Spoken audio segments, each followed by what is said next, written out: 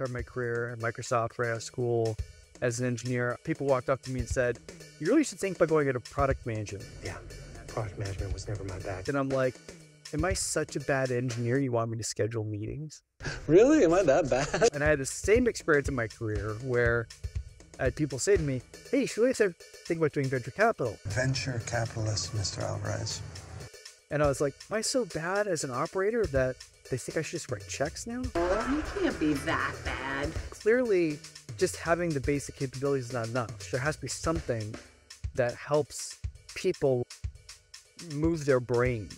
Turn your brain on. No. I think the biggest service that OpenAI did was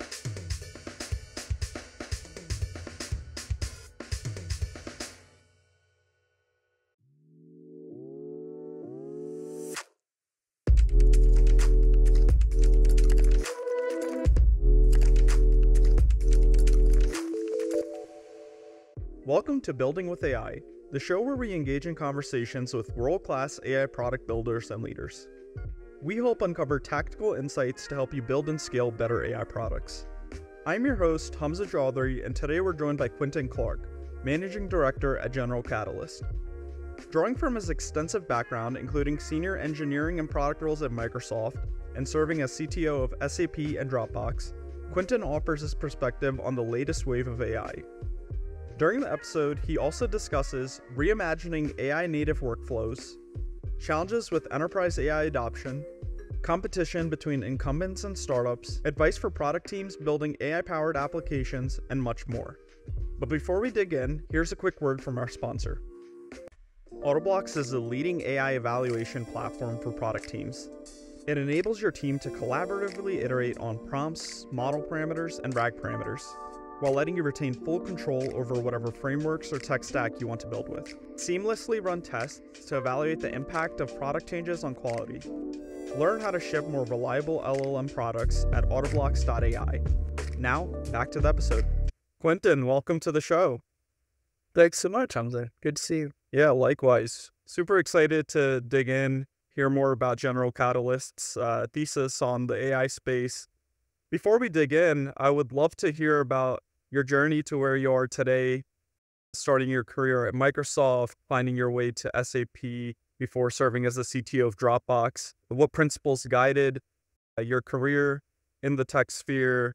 What led you into venture? Would love to just hear more about that. So I've been in this job because basically in my career, most of the time when I followed two principles, it's like worked out okay. The one principle is hang around great people. And the other principle is don't get bored. Feed the curiosity, stay curious. So yeah, as you said, like started my career at Microsoft right out of school as an engineer. I like to joke that it really did happen where people walked up to me and said, you really should think about going into product management. And I'm like, am I such a bad engineer you want me to schedule meetings?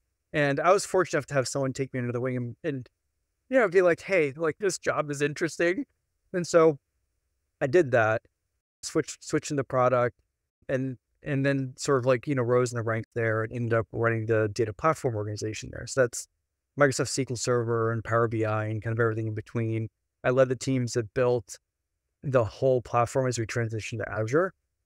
In that era, I worked for Satya before he was promoted to CEO, which was an amazing learning experience. And throughout my career at Microsoft, those two mantras of if you hang around really good people, they're going to push you. And if you stay curious, if you orient towards that curiosity, generally things kind of work out. And I think that was true, right? And I learned a ton there. But when Satya was promoted, I've been there for 20 years. It was if I stay here at the company, at the town mill, I will retire from the town mill, because Satya's kind of hey, I want the senior executives to kind of re-up for 5-10 years. So that's what brought me down to the Valley.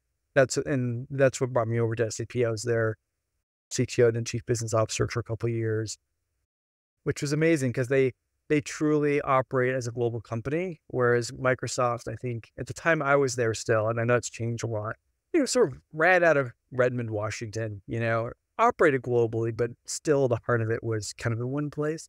Like I said, I think things have evolved, somewhat since then, but SAP truly was a global company, and also in the spirit of being, open about what's changed in Microsoft. When I was there, Microsoft was still kind of a vendor to its customers, and SAP really was truly a partner.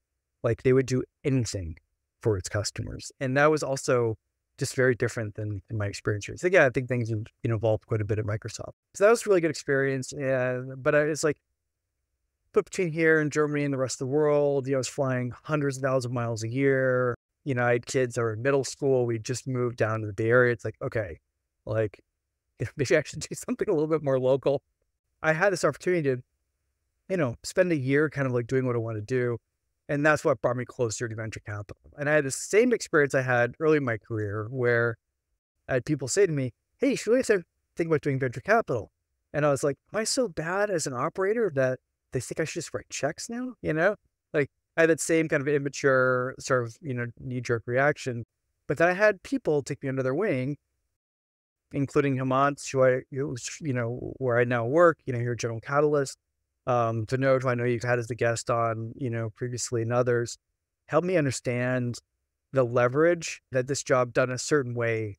And it's not all venture capital, but it is definitely kind of a way of doing this job and an approach to it that is much more generative and much more creative and in depth with its portfolio and the industry. And so that ultimately brought me here, but I wasn't quite ready yet. So I had this great opportunity to join Drew and Arash, Dropbox, and, leading engineering product design growth there, carry the growth numbers, self-serve growth number, which is a new experience, for a few years there to help them through their IPO and, kind of mature and all that stuff, right, to their systems and people and all that, which is great. I mean, I met an amazing group of people, being at a storied company like Dropbox, the IPO is just a privilege, right? It was just, I learned a ton. It was great, but it's sort of at the end of that time, I kind of done what I came to do. And I was like, if I'm going to do career in venture capital, I know this is not like a 3 or 4 year gig. I need to like get on this,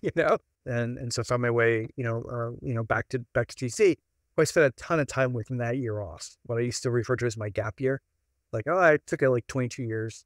And so I found my way to GC, where I'm, mostly focused on early stage enterprise, kinds of stuff. That's incredible.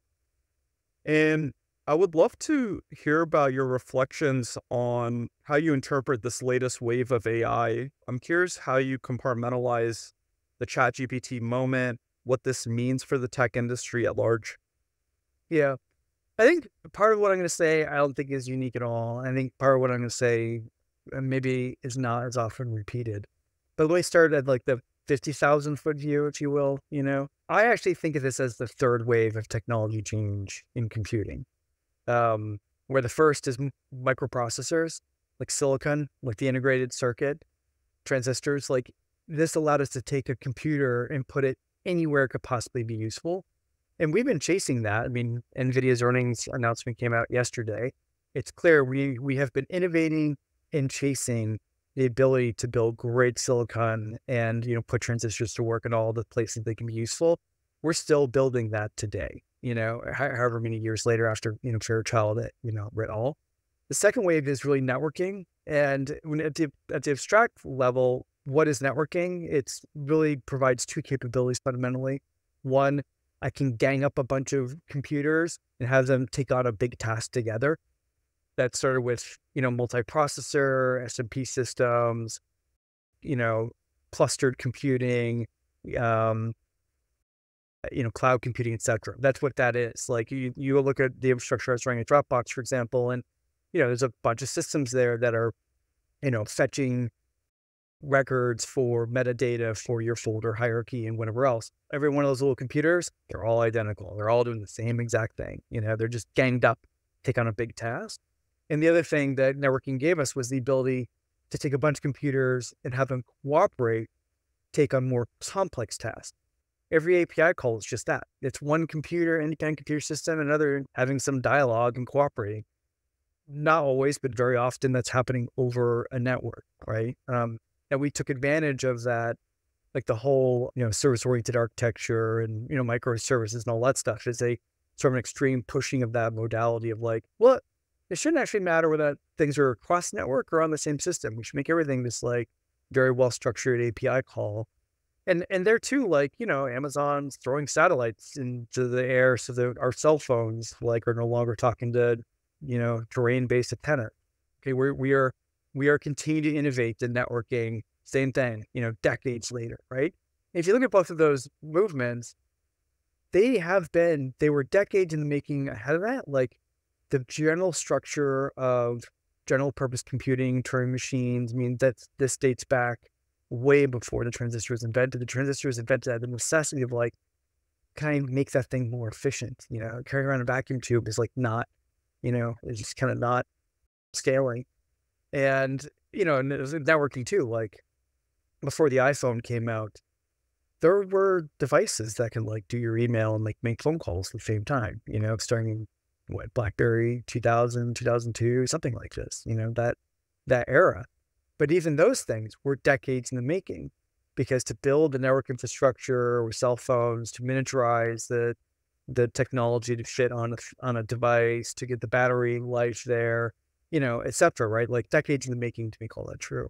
And I think AI, what it represents for me is as a third kind of major sea change or major shift in computing paradigm, is we're putting non-deterministic algorithms inside software.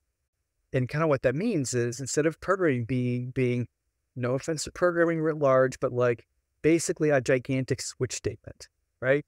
It's like an engineer sits down, thinks through all the things that can happen, and writes a bunch of code to deal with that. It's a big, gigantic switch statement. Most software is, at the end of the day. Instead of that, we're able to create something called a model, give it some examples, and let it continue, have some continuous learning, and like let it figure it out. But this idea of like putting non-deterministic algorithms in the software, and that too is decades in the making, right? Like, everyone talks about the famous 9/8 papers and the AI winter and all the stuff that happened, but like a lot of techniques that we're reapplying now in the AI field is like from papers written like 20 years ago. It's like we'd sold out these areas of techniques, but we kind of not solved one of the core, to use a modern term, attention problems. And now that we kind of solved some of that, now we're like, okay, like let's go back in time, relearn the things we learned, and kind of reapply it. So here too, like this is going to be decades in the future. And I think to answer your question about, ChatGPT and contextualizing that, it really was this moment, like, why was the iPhone, again, because I said before, like a device that could do your email and browse the web and, and answer phone calls, like that thing existed before the iPhone. So what was the big deal? The big deal was the iPhone was the first product that got the modality. What I mean by that is like form factor, shape, functionality, ergonomics, design, whatever, right? That got the modality right enough that it sparked the imagination of literally billions of people, right? And, today we live in a world, where that platform, the iOS platform, and, Android, of course, you end up, dominating that landscape. But we can't contemplate how modern life works without that platform, right? Okay, so clearly just having the basic capabilities is not enough. There has to be something that helps people like move their brains, right? At mass, wisdom of the crowds, not just a scientist here, not just a founder there, but like at scale. And I think the biggest service that OpenAI did was create that moment for everybody with ChatGPT, where suddenly you can kind of random people at a, wherever, and you can ask them like, how do you think AI will impact, you name anything, I'm seeing how will AI impact furniture buying? And they can kind of like get creative. You may not like all their answers, but they'll have something to say. Whereas if you ask people that kind of a random question like 2 years ago, they'd look at you and be like, I don't, like, I can't even process the question, So I think that spark, that catalyst, if you will, is like one of those important events for technology really finding its way to transforming. And so that I think has been very important. And as we look at this through the lens of history and these other waves that have happened, like these Yeah, the big arcs, microprocessors, networking, but even all the like the step functiony kinds of like little changes within those arcs, like cloud computing you mentioned or mobile. I think what's important to kind of recognize is that we approach plateaus and then something happens, and then things renew. But where value accrues, and so that can make things a little bit confusing at first, but where value really accrues ends up being kind of one in three major areas. There's the thing itself, like NVIDIA, Intel, Silicon, like, yep, there's a lot of value accrued to the thing itself. And even on the smaller step functions like cloud computing, like AWS, or mobile, iOS, like value accrues to that core thing. And there it's like, it is the models, it is the large models that kind of understand how humans communicate and the sort of topic, if you will, the topics of humanity in a way, right? But then I can take that and use that for purpose in building software. Like the days of like having to go in and like click around 18 different dialog boxes to configure software and stuff, that's all ending in the next few years, right? We'll still have direct controls over stuff where it makes sense. Like I don't want to prompt to mute the microphone, right? There will be a button for that, because direct manipulation in the world really does matter. But there's so many things that are not of that nature. You don't need a button for, right? And configure software, more by intent, and that kind of thing. So these foundation models are really important. We made an investment in Mistral, which I think is known, because we do believe that there's an opportunity for a company outside the US, and and this is an exceptional team, right? You look at the authors of these important papers, and like you can't track these people down. Okay, so the thing itself is important. The tooling is also important. Like Stripe is an example of this. Stripe is a platform for the big change being networking, right? Enable things to cooperate to do complex things. The micro change being cloud computing, probably. But nonetheless, like that platform is part of a broader, that broader movement, and enables the consumption of that movement, enables the creation in that movement. And, GitLab's an example of it too. Like the core insight of like, software engineering as a team sport, like isn't scaling very well. There's got to be a better way of doing that. So like the pull request came into existence, and entire companies got created around this innovation, and allowed us to like, engineer at a scale we just couldn't before, or couldn't efficiently. I mean, I was at Microsoft working on very large scale project, very large code bases before the pull request. And yeah, it's, it was hard.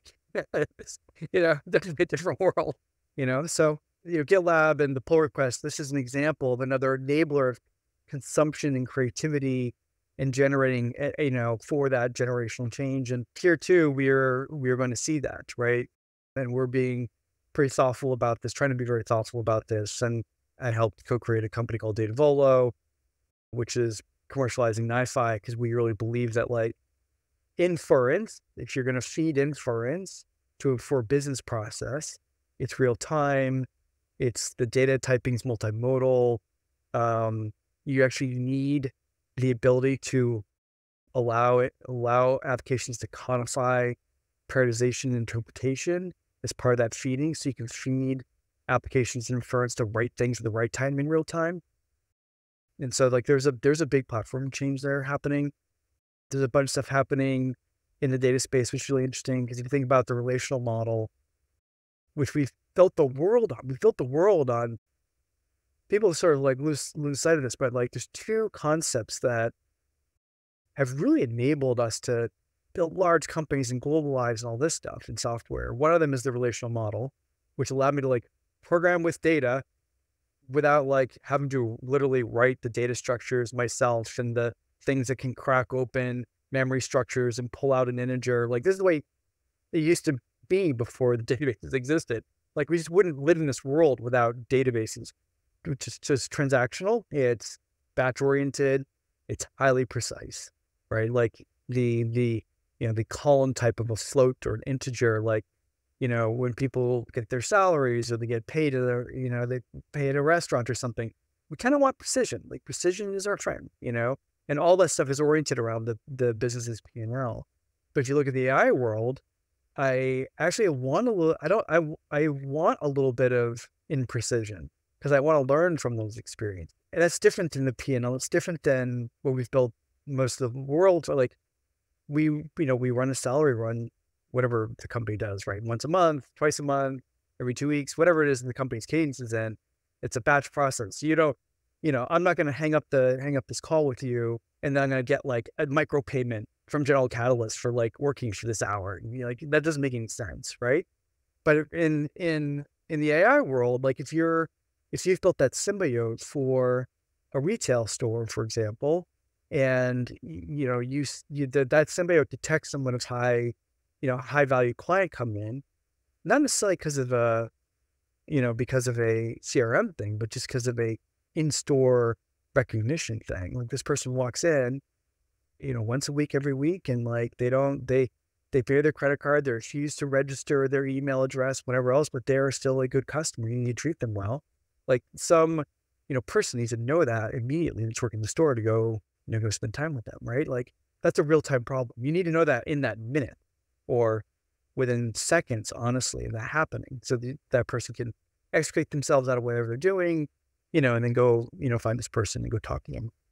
So it really is, you want a little bit of imprecision. You really do need real time.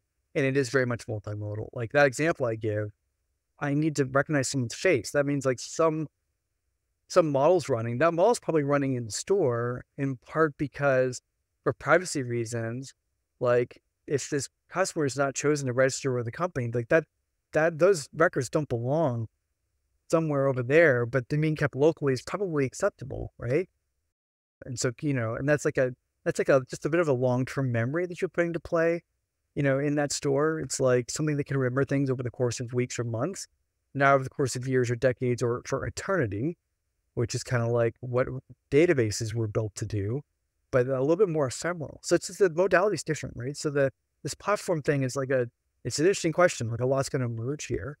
And then the third area of value that we think a lot about is in the app space, of course, right? Like, I mean, who would have imagined when the BlackBerry existed, Uber? Like, I don't know, like I'm sure someone did, but like it sort of took this imagination moment and it sort of took a maturing of the technology. And here, I think it's the same kind of effect, right? So like the major winners in, the previous waves of massive technology change weren't the ones who just sprinkled the new thing in a little bit. They're the ones who rethought how things should work. And in the app space, this is kind of how we think about that problem, right? And so we've been spending time, more on very early stage companies whose founders are like rethinking.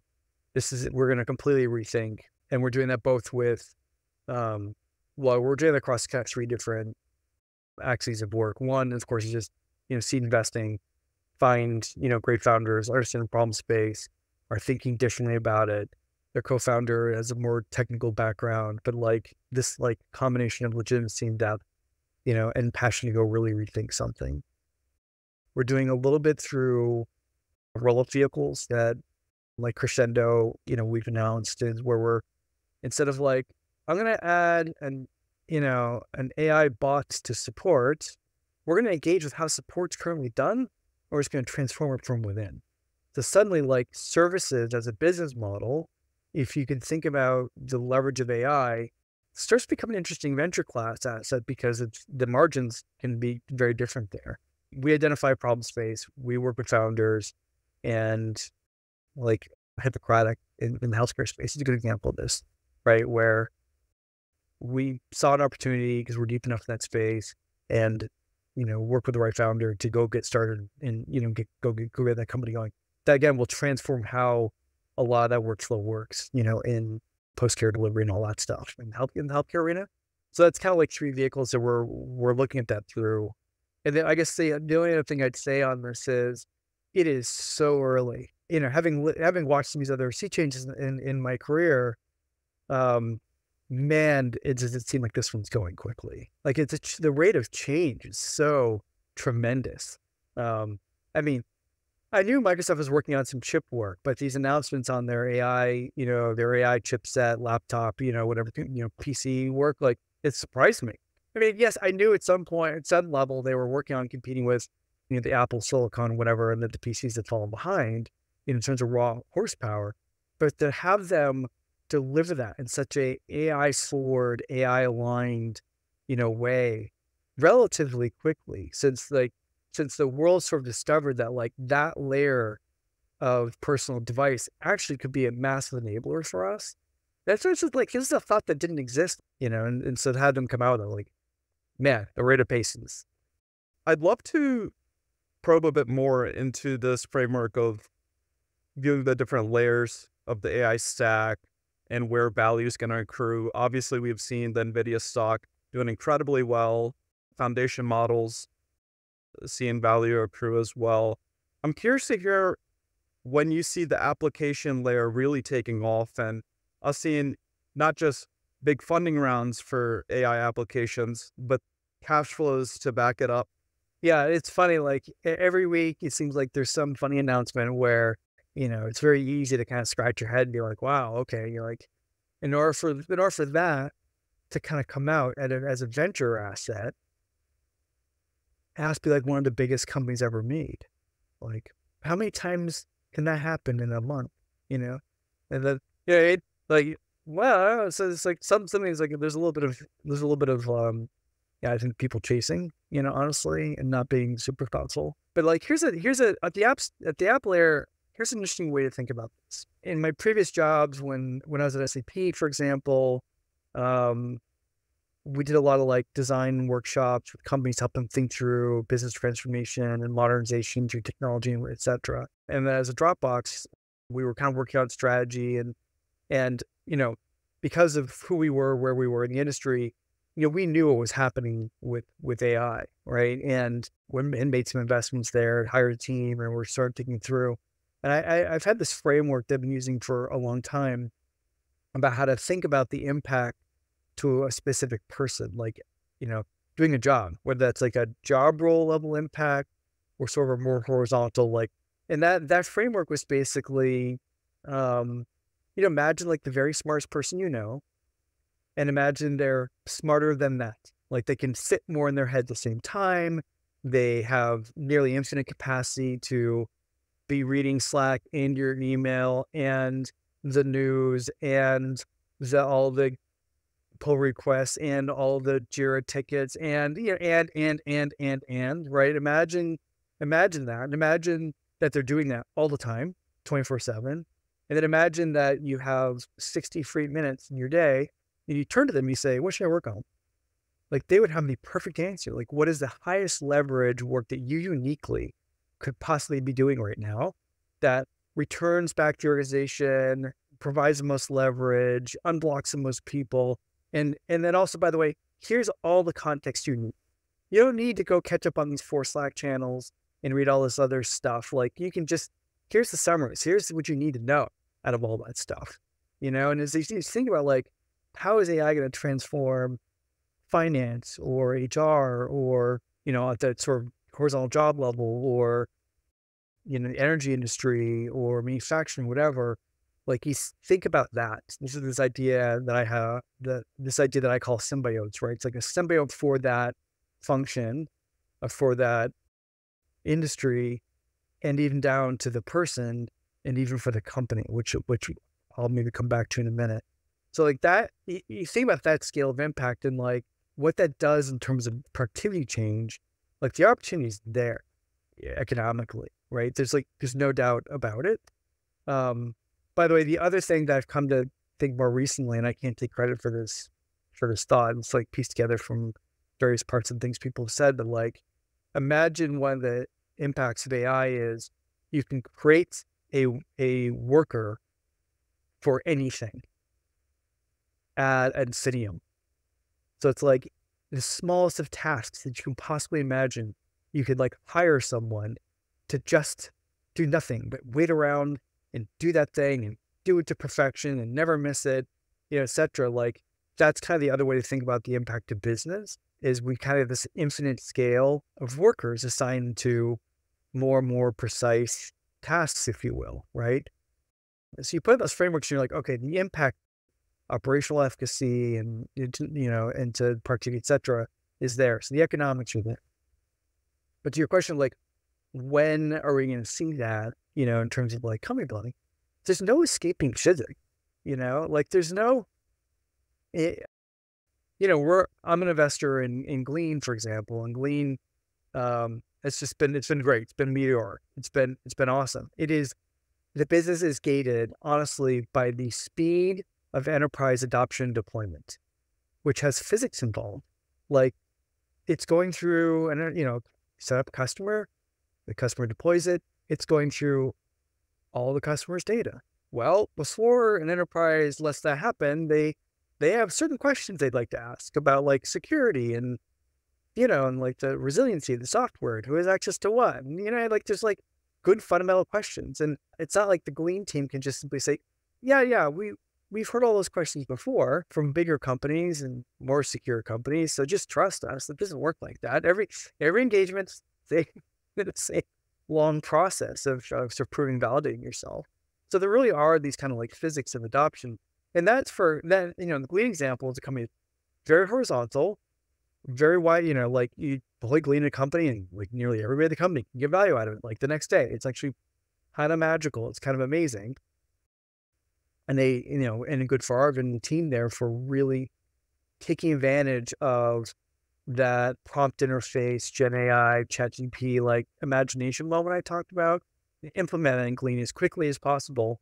And like, so the Glean demos went from like, I need to find something. So like company name, space memo, enter, right? To who is the founder of this company, enter. Like in my job, that's a pretty big change, right? Like one is the traditional search, get directed to the highest propensity source of what you're actually wanting to find out versus just being given the answer. And that transformation is amazing because there's no multi-billions and billions of dollar business that already at stake of having that disrupted, right? Like they can go in there, they can just make that true, and like everyone gets benefit from it. So it's pretty amazing. So my point is, even something that's like kind of straightforward, understandable, very horizontally applicable, doesn't take a big implementation effort to make this work for this specific department in our industry or whatever. Even something like that, it is taking time, right, to get these things implemented and deployed and all that stuff. So that one's like going very fast. But imagine anything that's not that. Imagine something that's like, no, we're going to transform how this part of the manufacturing process works. Well, now you're dealing with like more legacy systems, more specialization in the industry, right? Like the manufacturing systems that Toyota uses versus Nestle, they're different. The telemetry for them are different. You think they're different. So it's going to take time, for that stuff to not just be imagined, but to get the kind of customer traction, get the deployment, the adoption, and then kind of recognize, the long-term economic benefits of that. It's going to take time. But I do think like you're seeing it, like the stuff that is more broadly applicable because it's a horizontal thing like Eightfold, like we're an earlier investor in Eightfold, which by the way was on the AI thesis. I'll explain that comment in a second, maybe. But it's like, okay, every large enterprise, they need to acquire talent, they need to manage a talent, they need to plan for it, they need to plan for skills, all this stuff. And so like Eightfold, they're at the right time, the right place, with the right message to say, we're an AI solution that helps you do that at scale. So that's like a fairly, it's a domain space, it's HR, tech. Every Fortune 2000 company has an HR department that has this problem, like literally true. So it's pretty broadly applicable, but even that, like the implementation cycle of that, it takes time to get that thing implemented and to get change. So this is also about change in process for people and how they work, right? It's change management. Yeah. But the the Eightfold thing, when I first got to the firm, because of my work at Dropbox, I knew that AI had just the topic of AI, which we've only recently got more comfortable calling it AI again. It used to be like machine learning or whatever, right? That technology had shifted from like algorithms that are a little bit better at doing something we already know how to do to machine learning as offering semantic models that are capable of doing things that we hadn't really thought about doing before. And so that shift is like subtle, but it's important. And it is what led to Eightfold. It is what led to Glean, because they're like at papers number, whatever, 5, in that like 8 paper famous arc. These guys, both of those founders came out of, Google, OG Google, senior engineers, took what they learned there and said, how do I apply this methodology to a different domain space? And so, my thesis was like, I used to call it systems of intelligence. These systems of intelligence will emerge that are kind of like higher level assistive functions on these activities that will muscle around and change the landscape of how that works.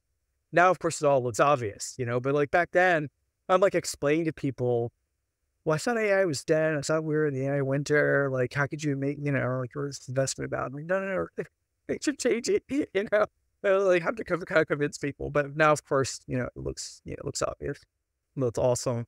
One of the great developments I've seen in the app layer is that with the democratization of intelligence through APIs and open source models, a lot of product teams are forced to go back to the fundamentals and be hyper focused on user experience, because like you mentioned, it's not just, integrating with legacy systems, you're managing change for the way people want to interact with their software. And that is oftentimes how you create something that's sticky and provides lasting value.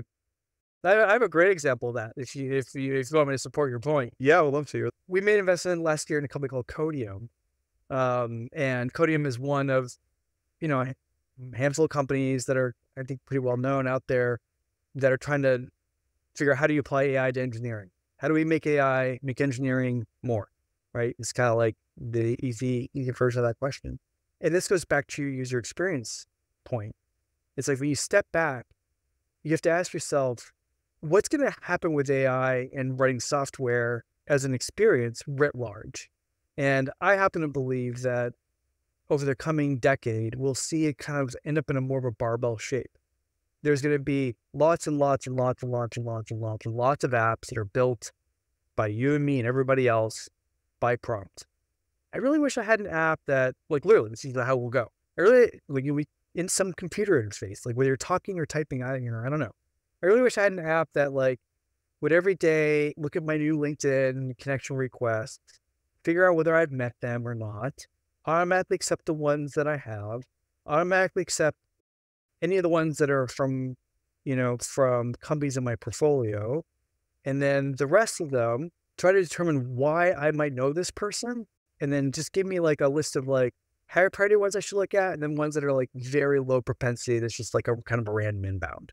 And that would save me a ton of time at least, But like, am I going to go commission that software to be written for me? Like, no. Is it kind of like a me problem? A little bit. Like every VC listening to this will be like, yeah, I wish I had that software too. But unfortunately, that's like most of the audience for that specific piece of software. So no one's going to go, no one's going to go create a company or do that. LinkedIn's never going to prioritize that as a quote feature. And then where does it even get the rest of the information? So this is like not solvable today, but in a few years, it'll be very solvable, right? And that will get written, and they'll get written 1,000 times for everyone individually. You know what I mean? Like, it'll be software written for me, run by me, that does exactly the same thing as everybody else, but there's no cost of not amortizing that build investment, which is very different than like the way we deal with software today. Like, because software costs so much to build, we're like, we need to amortize it across as wide an audience as possible, so that there's efficacy and efficiency, and like, afford to build it. Like, I can't afford to build this for myself, but like, if I could sell it to, a million people, then maybe I do it. Yeah. So it's like this like scale of economies. That's at one end of the barbell. The other end of the barbell is will not be written by a prompt. Like, there are things that are hard. Like, we're investors in Neon. Neon's a Postgres, serverless, database offering. That work will not happen by prompt, by the founder Nikita just being like, prompt, I wish Postgres was serverless. Create a company, enter. Like, that's not the way that's going to happen. There will be real engineering that still happen. So then you dive into the rabbit hole of like, well, what is the user experience we want there? And it's really interesting because it's very easy to get confused because of the way we've had to scale engineering to date. The way we've had to scale engineering to date is like, hire more engineers. And so there's this like immediate impulse of like, we need to create AI engineers, obviously, because that's how we scale, right, software. If you ask most, like, like hardcore engineers, and you ask most engineering leaders that have like done hard things, like really hard software, like what is the biggest differentiator in building software? It's always the 10x engineer. It's not, well, I hired these 5 more engineers and like my life got better. It was always like that person, she's the one who wrote this core and everything extended from it. And she was able to put this all in her head and get this all done. And without that, like, this would never have happened. So if you kind of take that recognition, you say, okay, there is a opportunity at least for something to be built that says, we're going to make every engineer into a 10x engineer. They're not out federating work to a bunch of AI workers. They're just capable of doing that instead of just doing this. And if they were already capable, if they're already, that mythical engineer I said that, she did that core thing. If she's already capable of doing this, then afterwards she's capable, you can't see my arms, but she's capable of, you can imagine my arms spread all the way out, right? She's capable of doing now this. And that's the user experience that they want, right? And that's kind of what we want too. So Codium, sort of on that recognition and on the just the reality of like Microsoft's Copilot, running in Azure, Visual Studio oriented, GitHub Hub oriented, Microsoft language oriented. There's a massive opportunity outside all those things, and that company's doing really well. Sticking to the app layer for a bit, given your experience working in big tech, taking projects from 0 to 1, innovating within these tech behemoths, I'm curious to hear your take on the incumbent versus startup question. I feel like folks like to pit that question as a black and white question. I assume the answer is in the middle. It's going to be gray, but just curious to hear about how you think about that. Any thoughts you might have? Well, this gets back to the comment I made of like the prize will go to those that rethink, right? The workflow. And I like to use the example of Salesforce. Like, so CRM existed before Salesforce. Man, I know Mark likes to sort of joke there, suggest that maybe he invented CRM. And don't get me wrong, like, I'm not taking away from what Salesforce did. We're Salesforce users here. Like, it's the ecosystem is tremendous. Like, it's one of the crown jeweled success stories in software, right? Without a doubt. But CRM existed, and you sort of like you have the same question, which is like when the cloud came out, that sort of notion of like I can deliver software through a browser, and that delivery modality shifted, which is a business model change as much as the technology change. CRM existed. It was in nearly every company. Like, what the heck? They had the distribution advantage. What happened? What happened was you can't just take the old way of doing things and paste a new UI layer on top and think that you've designed around that change correctly. So, I think that the things are subtle, but I think they're important. The changes in the user experience that Salesforce ended up doing because of how it was delivered ended up mattering, ended up changing how kind of sales teams did their work. And it's that as much as that delivery model and the efficiency of that delivery model. Like they wrote software native to that platform, which meant it was, I wasn't using a VPN to do something, it was performant, it was built native, but they also changed some of the experiences, and that kind of allowed people to get a much better, different experience out of that. So that the distribution advantage melted away because someone did rethink. And I think that is kind of the core question to ask yourself here. If I'm trying to like transform the marketing space, but all I'm doing is effectively like building a separate tool that allows me to take some stuff out of my existing marketing work and like do some generative AI on it to create more copy or whatever else and feed that back into my existing systems. I mean, that's good. I'm not debating the design utility there, but I am saying that like at some point the incumbents, we can make fun of them for being slow, but the minute they put that feature in, either because they bought the number 2 competitor and did it, or because honestly, like every month, things are getting easier and easier and easier to put in practice, right? Going from like hard work to like, I mean, it's just engineering, like, it's just some API calls. It just kind of works, right? As that waterline rises, they're coming. The incumbents are coming. Incumbents are going to implement LLM based functionality across all these like obvious spaces. So this idea of like rethinking is really important. I think it's a very confusing time right now because it may look easy. Like, I'm going to go build this bit. Like, oh, we're at 5 million of ARR. Like, we built this thing, and I'm going to be a little bit kind of careful here because I'm not trying to like harass any company or whatever else, right? Like, but we've met companies that are like, we built this thing and we're 5 million of ARR in the support space, or the marketing space, sales space. And it's like, yeah, you are today.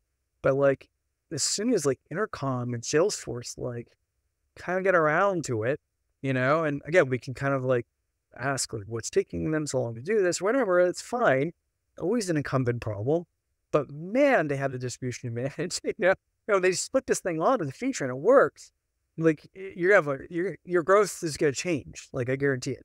You're getting the growth in part today because you're novel and because it's useful, which is why, like I said, like, we have a creation deal on the founder that this is not announced yet that is rethinking some of the sales, problem space. And it's a rethink, right? And it's going to be a while before we ship software.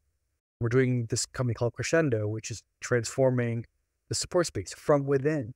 So we're maintaining the contract between support agencies, customers, and the support agency, and then just transforming the support agency within. So we're rethinking how that works, right? So it's really easy to kind of look at progress and think it's a signal of a long-term signal when it's not. So this is a time to be very careful, very thoughtful, about that question. Got it. I'd like to go back to your statement earlier about the non-determinism of this latest wave of Gen AI. What thoughts do you have or advice do you have for product teams? Challenges, concerns, any ruminations on how we best deal with this non-determinism and build software that's reliable and useful for. Yeah, it's interesting because I think a comment you made is actually pretty relevant here, which is like, think about the user experience and also recognize that you have many users. Yeah, again, I'm more, enterprise software oriented. So these comments are more oriented towards that world. But if I'm building a piece of software that is embedding underneath the covers for some functionality, and just like, AI capability, I have end users, but I also have, security professionals at the company. I have policy. There's a bunch of like stakeholders. And I think you have to think through the user experience, if you will, of all of your stakeholders. Because you can say things like, well, if this thing gets something wrong or hallucinates, my end user will like probably recognize that and like not do something stupid. That may be true, but depending on the remit of incorrectness, that may actually trigger the liability problems or may actually open up a security access or whatever else. Like, in Glean's case, for example, they thought that through very deeply. So they, under the covers, is a very sophisticated security model so that, if you and I work at the same company and we have access to different information, there's not accidental disclosure, of information you have access to because it may be referenced somewhere else that I do have access to, right? So it's like, there is this very sophisticated model that has to go into play where in Glean's underlying system, there are very specific, and it's for that empathy of the security within a large company and what the interests are that they have to protect. A lot of that's for very good reason. Like you're an enterprise customer that's, in a regulated industry, for example, like, no, it's like serious, it's not just like annoying. So I do think that is a way to kind of widen this question. Who are all your stakeholders and what are their experiences need to be? And that is, I think, a way to navigate. Yep. Makes a ton of sense. Yeah, it's a really interesting balancing act given that the non-determinism is a challenge, but it's also where the magic lies for this wave of AI. So really interesting. I'd love to shift over to the foundation model layer and speak a bit more about your investment in Mistral and hear about how you see the foundation model layer playing out over the next 5 years. We can pose this as a question between API model providers like the Anthropics and OpenAIs of the world versus open source providers. Yeah, happy to. On this question about the foundation model and that layer of the system, it's an astute question. And I got to look at things in a couple different ways. One, these models, the sort of the LLM foundation models, what that role represents, and ignoring the LLM part of this for a second, what I said before is these are systems that have absorbed the way that humans communicate and the sort of subject matter is kind of like one way to think about it. And, this whole thing around multimodal models, et cetera, is just like what I see is also part of the domain space of humanity and whatever else, right? So this isn't about necessarily language per se, so I'm trying to create a little bit of abstraction there. But those are fundamental building blocks for software as much as like a database is going forward. Like there's been very little software moving forward that's not built taking advantage of, these kinds of models to understand the communications and the work and the domain space of people and use that as a way to interface with their audience better. I mean, it's just like kind of like basic stuff, right? Because if you look at like so much software we build, not the core of what it does, but around how to make it work. It's full of this stuff. Configuration UI, the data format changing, like all this stuff is just like, it falls into that kind of bucket, right? So like if you can understand how we think and interact and what we understand and apply that. So that's kind of one thing. And, you look at that and you're like, okay, well, databases are an example of that kind of a building block. Every piece of software is built with it. Well, this is like an ever-renewing resource. And like I did the Neon investment because like, there's generational shift, in the open source winner, which is Postgres, and like building commercial database offering around that will work. So like, here we go. So here too, like on the foundation model, the human understanding foundation model, this is not a winner take all market. There'll be a lot of them. Guarantee the CSPs, AWS, Azure, Google, will have their own over time because it's existential for them. Just like they serve their own database functionality. Yeah, I mean, they're using open source, whatever, it's all fine, but they have that as a core capability of their platform. They have to, because they need to continue to own a certain remit of the hardware supply chain to continue at their scale. So then the question becomes, what's the opportunity for other players? We talked a little bit in Straw, like if you look at the other kind of like system software spaces, you find exceptional teams, are at the heart of the other winners. And, with Mistral, we had both that exceptional team and we had this interesting go-to-market opportunity with them being, native to Europe. There's like a rest of world ecosystem that is curious, but without they can, build on technology that's not necessarily part of the US. Perfect combination of those factors, kind of is an obvious thing. There's another kind of set of foundation models, though, that there's a massive opportunity around, which is more in this kind of like specialized expert systems. I'm more likely to trust Hippocratic's understanding of, care advice for a broken leg than I am anything coming out of the large LLMs. Because those things, like, they got some of their answers from Reddit. But if you instead create a foundation model, which is, again, it's always going to be these multi-model systems. So it understands English and whatever, yes, of course, but like absorbs factual information from actual medical institution and actual patient record information and composes an expert system that understands human medical. So I think that's true. Like I mentioned this idea of like symbiotes even down to a company level. Every company has a unique reason for being what it is. It has a brand, it has a technology, it has a certain regional presence, whatever it is, right? Every business has some reason it's uniquely, thriving. If you imagine building a symbiote for that specific business, that information set is actually very specific. And, we'll argue till the cows come home about like training versus fine-tuning, pre-training versus fine-tuning versus prompts and context windows, like all that stuff is like constantly evolving.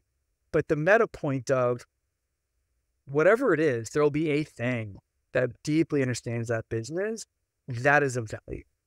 And so those models themselves and then the tools around creating them and taking advantage of them will be a place where there will be enduring value going forwards. Quentin, this has been a fascinating discussion. I feel like I could talk to you about this for another 4 hours. Thank you so much for your time and wonderful insights, and looking forward to continuing to see the great work that General Catalyst is doing in the AI space. Thanks so much. Great talking to you. Take care.